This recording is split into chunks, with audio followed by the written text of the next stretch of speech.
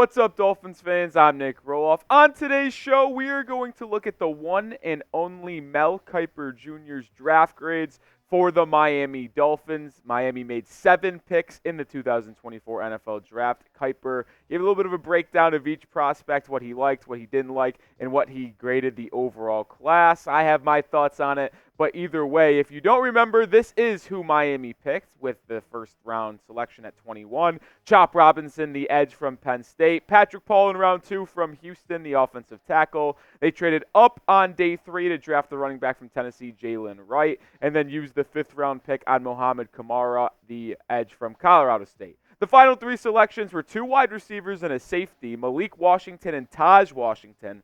The Washington, not actually brothers, but I was going to make a joke there. Patrick McMorris, the safety from California, in round 6. He did grade it at a B, which if you watched my full draft grades video, I graded every single pick and then gave an overall grade as well. I also gave it a B. So Mel Kiper Jr. and myself kind of thinking in the same territory. But we will get into his thoughts on each pick for Miami. But I did find it interesting that he graded a B, I graded a B. So I guess good minds think alike. Well, I like the video, though, to show some love to the new Miami Dolphins players. 7 in total if you enjoy the draft class that Miami are bringing in. And listen, if they come across this video, I want them to know that they are getting the full love from Dolphins fans. So hit that like button for the 2024 Dolphins draft class. I did want to go back and look at what Mel Kiper thought the biggest needs for Miami were going into this draft. 1 offensive line, 2 wide receiver, and 3 defensive tackle. Those kind of align with what I said. My draft needs for Miami coming into the draft was 1 offensive guard specifically, 2 was defensive tackle, 3 was offensive tackle, and then 4 was wide receiver. So he's thinking about the same thing, and Miami did draft an offensive lineman. Wasn't a guard, which I thought was more important than tackle. They did draft 2 wide receivers, but they did surprisingly not draft a defensive tackle, which is kind of what something at least lowered my grade for Miami's pick. All right, let's start with Chop Robinson, the first-round pick from Penn State. Mel Kiper thought it was a little bit of a reach. And listen, that was kind of my one disagreement with Chris Grier on the selection as well. But specifically, Kiper said that Robinson has elite upside if he can reach his ceiling. But when you turn on his Penn State tape, you wonder why he didn't dominate. He just had 4 sacks in 23-3. If I were running the team, I would have taken tweener defensive end tackle Darius Robinson or center Graham Barton instead. And I don't disagree with Mel. That was my main issue and gripe with the Chop Robinson pick. I think Chop is going to be a terrific player, and if he hits his upside, he's going to be dangerous in the National Football League because of the speed and bendiness that he possesses. But the issue I have is that I would have liked defensive tackle Jerzon Newton over Darius Robinson, who Mel mentioned, and Graham Barton. Barton was my guy. He was a center and interior offensive lineman for Duke, but he possesses the versatility to play all 5 spots on the offensive line, which is just so dangerous. He could have started at right guard and potentially moved to left tackle once Teron Armstead retired. But enough talking about that. Chop Robinson is very, very good, and he is going to come in to this linebacker room and really provide some nice things. You already have Jaylen Phillips and Bradley Chubb on the edge. Now you add Chop Robinson as that 3rd, 4th guy in rotation with Shaq Barrett. You also drafted Mohamed Kamara. This edge room and linebacker group as a whole is just going to be one of the best groups in all of football. I'm excited to bring Chop Robinson in, and I'm only going to start speaking positive things of Robinson going forward. I did like the move. I do like the pick. I just thought there was other players out there that would have helped Miami right away. But show some love to Chop Robinson. Listen, Miami Dolphins, they're kind of close to the Braves. If you aren't a Marlins fan, you know the Chop over in ATL. But give me the Chops down in the chat right now. Show some love to Chop Robinson. All right, let's move over to Patrick Paul now, the 2nd-round pick. Only pick Miami made on day 2 of the NFL draft was at 55, the lineman from Houston. I really liked the pick. Some others disagreed. Let's see what Mel Kiper thought. He said it's a selection for the future. He played left tackle in college and could replace Teron Armstead there down the line, but I'm not sure he's ready to start as a rookie for a team that really had to get instant impact players.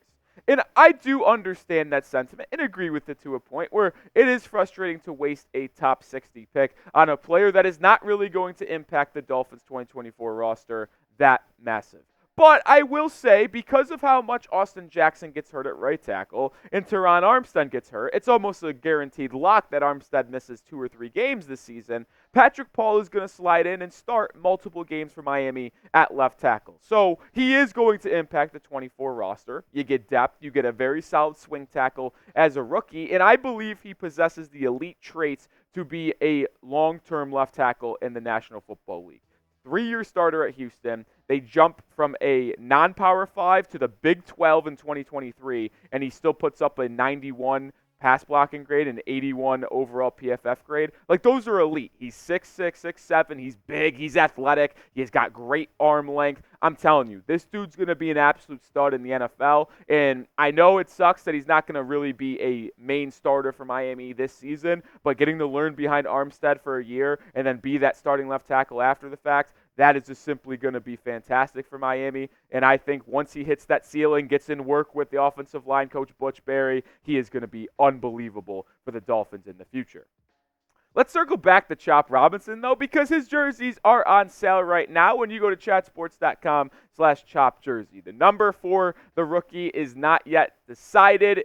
Many are speculating it could be 44, which is what he wore at Penn State, because Blake Ferguson, who wears 44 now, kind of hinted at switching to 48 when he wore in college. We'll see what Chop's jersey number actually is, but whenever he decides, they will fix that number and ship it out to you. Pre-order your jerseys right now at chatsports.com/chopjersey. That link will be in the description and comments of today's video. All right, first pick of day 3 was Jaylen Wright, the running back from Tennessee, who Miami actually traded up to go get, which just shows you how much Mike McDaniel and Chris Grier wanted this guy. The pick was originally from the Philadelphia Eagles. The Dolphins traded a future third-round pick in 2025 to get to this spot. And I know what some of you might be thinking, why the heck would you trade a future third for a current fourth? The value doesn't make sense. Well, it does for me, because if you really like this prospect and really wanted to get Jaylen Wright, why not send a future third-round pick? I mean, you had 3 of them. You had your own, and you have 2 comp picks that are going to come your way because of Robert Hunt and Christian Wilkins leaving in free agency. So you had third-round picks to expend. So I don't hate it. But Mel Kiper kind of disagrees. He is a huge fan of the speedy running back, but Miami gave up its 2025 third-round pick to get him. That's not great value, especially for a team that doesn't necessarily have a need at the position.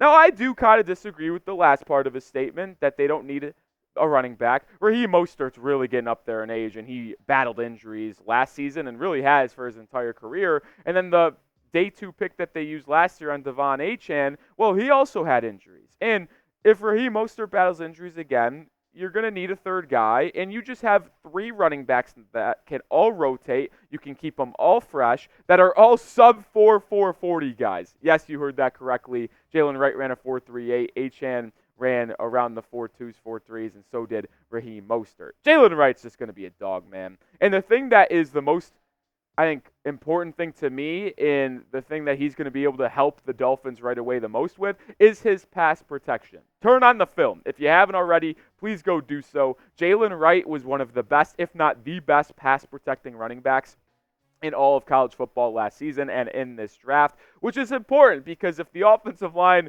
fails, well, at least you got a running back to be there to help chip and pick up blitzing linebackers over the middle. Jaylen Wright's going to be fantastic in the passing game as well in the running game. He's just an overall great player. He might be your favorite pick that Dolphins made, but I want to know who yours actually is. My favorite pick Miami made is coming up in just a bit, Malik Washington, but let me know your favorite pick in the 2024 NFL Draft. Also, make sure you subscribe to the channel because we are bringing more content on a daily basis here at Dolphins Today. If you want the latest news, rumors, as we progress through the offseason, we got free agent targets list coming up soon as well. Hit the channel. I'm Nic Rohloff. We'll have you covered every single day. All right, let's see what Mel Kiper thought on the final 4 selections Miami made on day 3. He said, I had Mohamed Kamara at 158, who they picked at 158, at number 67 in his rankings. So this is fantastic picks. He had 13-6 last season. GM Chris Grier tried to hit his void at wideout with Malik Washington and Taj Washington on day 3. Malik is the guy to watch as he had 110 catches last season. And I'll say this right now, and I've been saying this, and I said this while we were live on day 3 of the NFL draft. I think Miami had the best day 3 in the NFL. I do. You get Jaylen Wright, you get Malik Washington, you get Taj Washington, Mohamed Kamara. I was a little bit down on the McMorris pick in the 6th round, but the 2 wide receivers are studs. I mean, are you kidding me? I know production does not mean you're going to be good in the NFL, but Malik Washington leading the entire country in receptions, putting up 1,400 yards, having 118 yards per game to go alongside 9 touchdowns. He is sure-handed as it gets in the slot. He was unbelievably good for Virginia, led the ACC in almost every category in terms of wide receivers, was a second-team All-American this year. Taj Washington was the wide receiver 2 for USC, and all he did was make big plays down the field for Caleb Williams. Like, I think you got incredible value, and I kind of was misleading here, and I said Washington is my favorite pick, but I didn't specify which Washington. Malik Washington, that is, as I mentioned just a second ago. The Virginia wide receiver, I think he's going to be your starting slot day 1. He's a little bit undersized at 5'8", so he has to play in the slot, but when you want to go to 3 wide receiver sets, you got Waddle, you got Hill, and then you got Malik in the middle of that defense working on safeties, working on nickel backs, linebackers at times. He will find the soft spot in zones and also torch man coverage with his twitchiness and route running ability. He's also fantastic after the catch. Malik Washington is going to be the steal of the draft, not only for Miami, but in the entire NFL. You can book that. All right, let's round it out with this. Mel Kiper giving out his final keynote, if you will, on the Dolphins draft class. I like a bunch of these players, but it's a small class. 7 players is a small class. Since when, by the way? What? They made 7 picks. They made 1 pick for each round, technically. How is that a small class? And giving up the 2025 third rounder means it couldn't make it up to a B+. Remember, he did grade it as a B. And other than the fact that he called it a small class, and makes no sense to me because there's 7 players joining the team, and that's all you're technically allotted before getting trades, right? But either way, the part that also made me mad is him complaining about the future third-round pick. I know Mel Kiper's opinion shouldn't really make me think any differently of this draft class, and it shouldn't get me riled up, but it has. And the part about the third-round pick is just ridiculous. Like I said, they had 3 next year. And if Jaylen Wright is someone on their board that they had it as a top 100 guy, then they're getting day 2 value on it and a third-round pick value. So what does it matter that they traded a 2025 third? I don't get it, man. Mel, you did a fantastic job, and you graded it the same draft, or you gave it the same grade as I did, but some of the weird knocks you had, I don't understand it. Make sure you do subscribe as we head out of here. Like I mentioned off the top, I'm Nic Rohloff. We're going to have videos every single day covering the Miami Dolphins. So I'll see you on the next video. Go Dolphins.